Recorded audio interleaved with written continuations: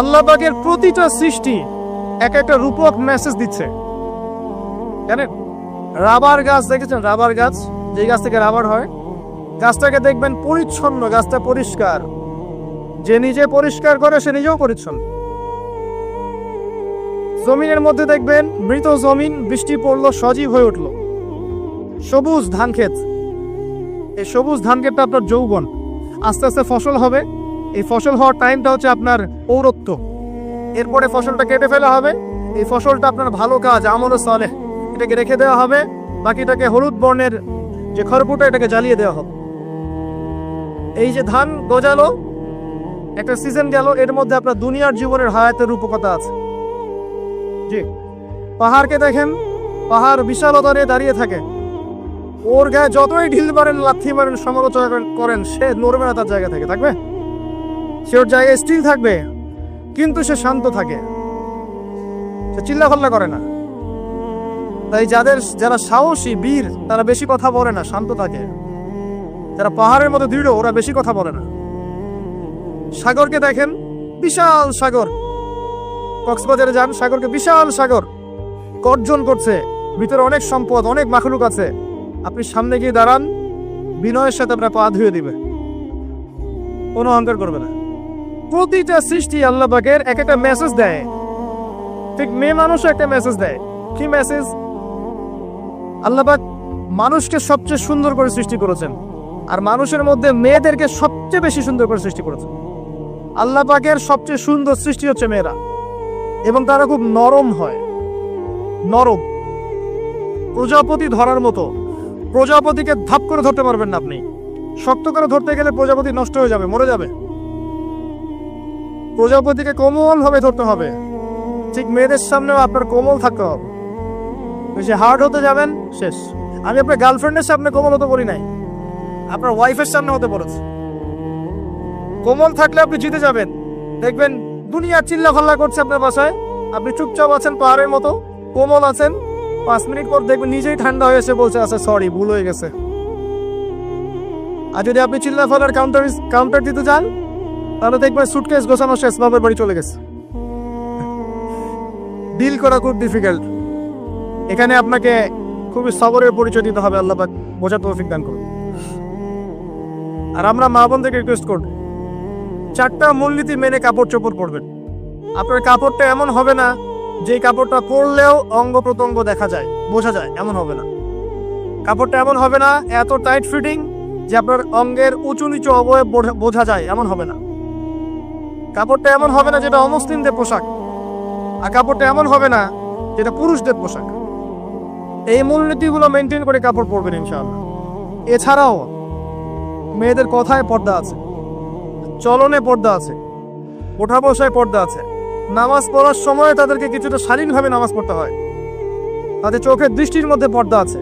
এগুলো কে শিখাবে এখনকার মেয়েদেরকে?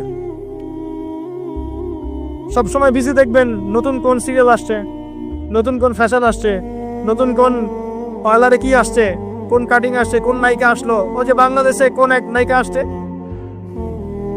তাই নিয়ে মিডিয়াতে এমন তোলপাড়, মনে কি নাকি একটা অবস্থা। আল্লাহর কাছে তোমার কি মূল্য আছে? হে, আল্লাহর কাছে তোমাদের কি মূল্য আছে? তোমরা কি 5 ওয়াক্ত নামাজ পড়ো? তোমরা কি পর্দা করো? তোমাদের মধ্যে হায়াবোধ কিছু আছে? তোমরা মানুষকে ভালো কিছু শিখাও, সমাজকে ভালো কিছু দাও, শালীন কিছু দাও। আল্লাহর কাছে তোমাদের কি মূল্য আছে? নবী সাল্লাল্লাহু আলাইহি ওয়াসাল্লাম তো জাহান্নাম দেখে এসে এই কথাটাই বলেছেন, আমি জাহান্নাম দেখে আসলাম, সেখানে বেশিরভাগ অধিবাসী হচ্ছে মেয়ে, নারী। কি কারণ? তারা এমন কাপড় চোপড় পরে বাইরে ঘুরতো, যে কাপড় পরেও তারা নগ্ন থাকতো। আমি কি ব্যাখ্যা করতে হবে? আপনি দেখতে পারেন না? এবং তারা স্বামীর সাথে কুফরি করত। সারা জীবন স্বামী যদি তাদের ভরণ পোষণ দেয়, ভালোবাসে, মহব্বত করে, তাদের জন্য জীবনটা ক্ষয় করে ফেলে, এক পর্যায়ে গিয়ে বলবে, সারাটা জীবন তোমার কাছে কিছুই পাইলাম না। বাস্তব। এগুলোর কারণে মেয়েরা বেশি বেশি জাহান্নামে যাবে। এবং তারা মানুষ মারা গেলে মাতম করে, বুক পিঠ চাপড়ায়, এই কারণে যাবে। এবং তর্ক লাগলে অভিশাপ দেবে, সেই কারণে যাবে। আল্লাহ পাক আমাদের মা বোনদেরকে হেফাজত করুন। তবে একটা হাদিস আছে সুসংবাদের। নবী সাল্লাল্লাহু আলাইহি ওয়াসাল্লাম বলেছেন, একজন নারী যদি 4টা কাজ করতে পারেন, জান্নাতের যে কোনো দরজা দিয়ে ইচ্ছা প্রবেশ করতে পারবেন। 1 নাম্বার 5 ওয়াক্ত নামাজ, 2 নাম্বার রমজান মাসে সওম, 3 নাম্বার আপনার লজ্জাস্থানের হেফাজত অর্থাৎ খাস পর্দা, এবং 4 নাম্বার আপনার স্বামীর আনুগত্য। ফ্যামিনিস্ট আকীদার মেয়ে হলে আনুগত্যকে দাসত্ব মনে করে, স্বামীর আনুগত্যকে তার দাসত্ব মনে করে। স্বামী কে? স্বামীর সম্মান বোঝেন আপনি? স্বামী কে? যার ব্যাপারে নবী সাল্লাল্লাহু আলাইহি ওয়াসাল্লাম বলেছেন, আমি যদি আল্লাহ ছাড়া অন্য কাউকে সেজদা করতে বলতাম তাহলে মেয়েদেরকে বলতাম তারা যেন স্বামীদেরকে সেজদা করে। আপনাকে আমি কিভাবে বুঝাবো স্বামীকে? স্বামীর মর্যাদা কোথায়? এগুলো কি ইসলাম মেয়েদেরকে ডমিনেট করছে এগুলো দিয়ে? কেন? এই স্বামী আপনার জন্য সারাটা জীবন ক্ষয় করে ফেলে। একটা চোর পর্যন্ত, একটা চোর, একটা করাপ্টেড মানুষ, দুর্নীতিগ্রস্ত মানুষ, সে চুরি করে দুর্নীতি করে এনে বাচ্চাকে খাওয়ায়। একটা ধর্ষক পর্যন্ত ওর মেয়েকে আদর করে। পুরুষ মানুষ কি জিনিস কেমন করে বুঝবেন? সারাটা জীবন ক্ষয় করে ফেলায়। যদি আপনি তার আনুগত্য করেন, তার সামনে সুন্দর মতো থাকেন, তার কথার সাথে তর্ক না করেন, ভালোবাসা দিয়ে থাকেন, আপনার জন্য সে জীবন দিতে প্রস্তুত থাকবে। এরকম পুরুষ মানুষ। আপনাদেরকে কেউ চোখ তুলে তাকে চোখ তুলে ফেলাবে,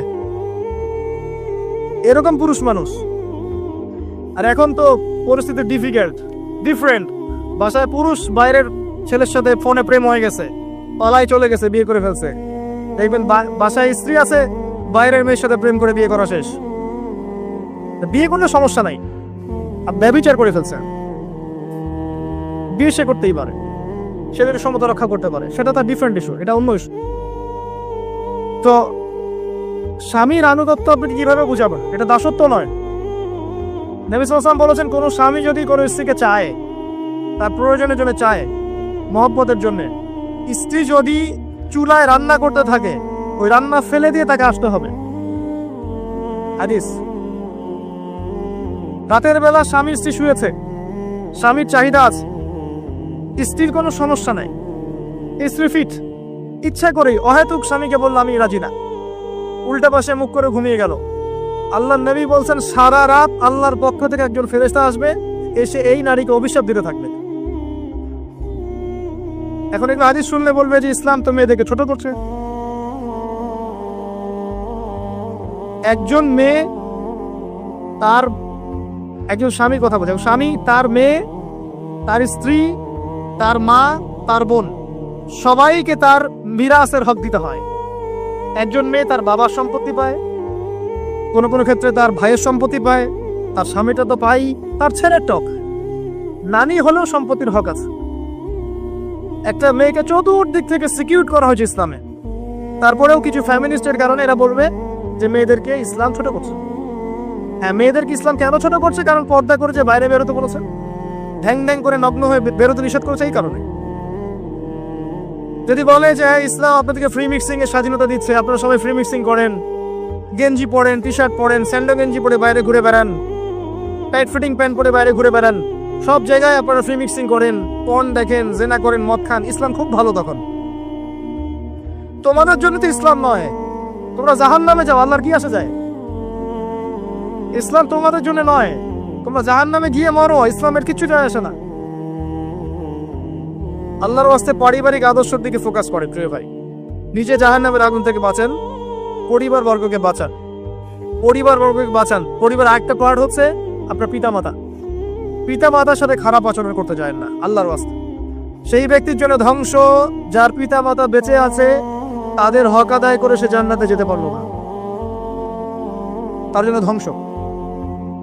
আরেকটা অংশ আছে আপনার সন্ততি, বাচ্চা কাচ্চার প্যারেন্টিংটা খুব সুন্দর করে করেন। যখন আপনি স্ত্রীর সাথে মিলন করতে গিয়েছেন তখন দোয়া পড়েন, আল্লাহুম্মা বিসমিল্লাহি আল্লাহুম্মা জান্নিবনি শাইতান ওয়া জান্নিবিশ শাইতান মা রাযাকতানা। আমার মনে হয় এখনকার জেনারেশন যেগুলো আছে ফাসেক, মাদক সেবন করে, পর্নোগ্রাফিতে আসক্ত, ইয়াবাখোর, স্মাগলিং করছে, চুরি করছে, হাবিজাবি, ধর্ষণ করছে, আমার মনে হয় না তাদের পিতামাতা তাদেরকে জন্ম দেওয়ার সময় দোয়াগুলো পড়েছিল।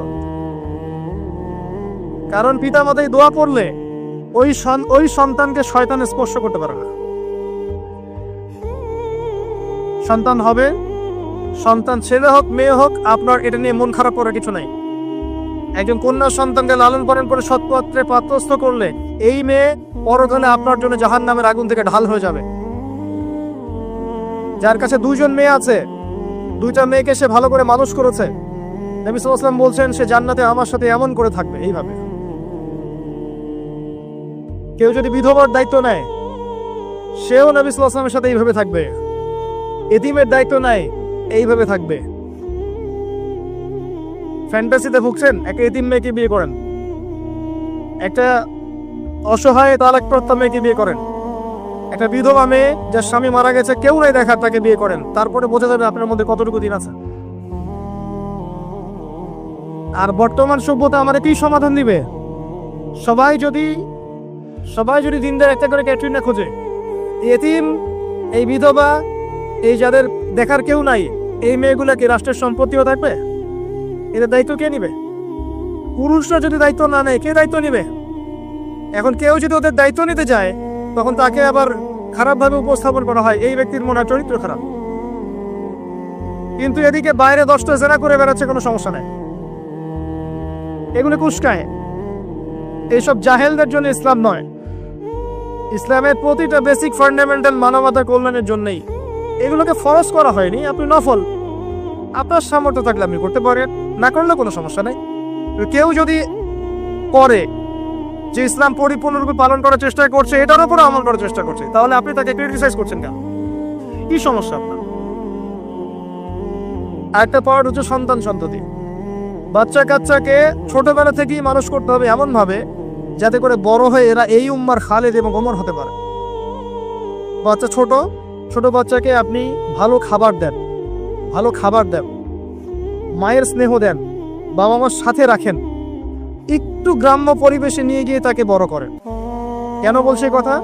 এখানে পরিবেশ সুন্দর থাকবে, সে দৌড়াবে, ধুলার মধ্যে, মাঠের মধ্যে খেলবে, সুন্দর ভাষা শিখবে।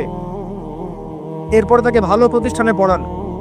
প্রতিষ্ঠানটা এমন হবে যে প্রতিষ্ঠানে জেনারেল শিক্ষা, ইসলামিক শিক্ষা একসাথে দেয়া হচ্ছে, সে সব শিখবে। আমার ছেলে কোরআনে হাফেজও হবে, আমার ছেলে ডক্টরও হবে ইনশাআল্লাহ। এভাবে করে তোলেন। আধুনিক হন, মাথাটা খাটান, ব্যাকগ্রেডেড মানসিকতা বাদ দেন। বিশ্বটা এগিয়ে গেছে, আমাদেরকে এগিয়ে যেতে হবে। একমুখী জ্ঞান দিয়ে আপনি কিচ্ছু করতে পারবেন না এই যুগে। দ্বিমুখী শিক্ষার একটা হারমোনিয়াস কম্বিনেশন দরকার। আমাকে কোরআন জানতে হবে, সায়েন্সও জানতে হবে, নাহলে আমি সায়েন্স দিয়ে কোরআনকে ব্যাখ্যা করতে পারবো না, কোরআন দিয়েও সায়েন্সকে ব্যাখ্যা করতে পারবো না। জানতে হবে, আমাদেরকে শিখতে হবে, পড়তে হবে, প্রচুর পড়তে হবে। বাচ্চাদেরকে ছোট থেকে বড় করেন এভাবে। আস্তে আস্তে গিয়ে দেখবেন তারা যখন কিশোর, তাদের বন্ধু বান্ধবের সার্কেল দিকে খেয়াল রাখেন। আপনি বাবা হিসেবে তার বন্ধুর মতো আচরণ করেন, মা হিসেবে তার সাথে বান্ধবীর মতো আচরণ করেন, তার সাথে ক্লোজ হন, তার সমস্যাগুলো জানার চেষ্টা করেন। তাকে ফ্রি মিক্সিং এর মধ্যে পড়াশোনা করতে দিবেন না, না হলে স্কুল লাইফে সতীত্ব হারিয়ে ফেলবে। অনেক সময় অনেক মেয়ে আছে স্কুল লাইফে সতীত্ব হারিয়ে ফেলেছে। আল্লাহ রাব্বুল আলামিন এই পৃথিবীর সবচেয়ে সুখী মানুষটাকে, এই পৃথিবীতে যার কোনো দুঃখ কষ্ট কিচ্ছু ছিল না, এই মানুষটাকে ডেকে নিয়ে আসবেন, ডেকে নিয়ে এসে জাহান্নামে ঢুকাবেন এক মুহূর্ত সময়ের জন্য, ধরেন 1 সেকেন্ড বা 1 ন্যানো সেকেন্ড।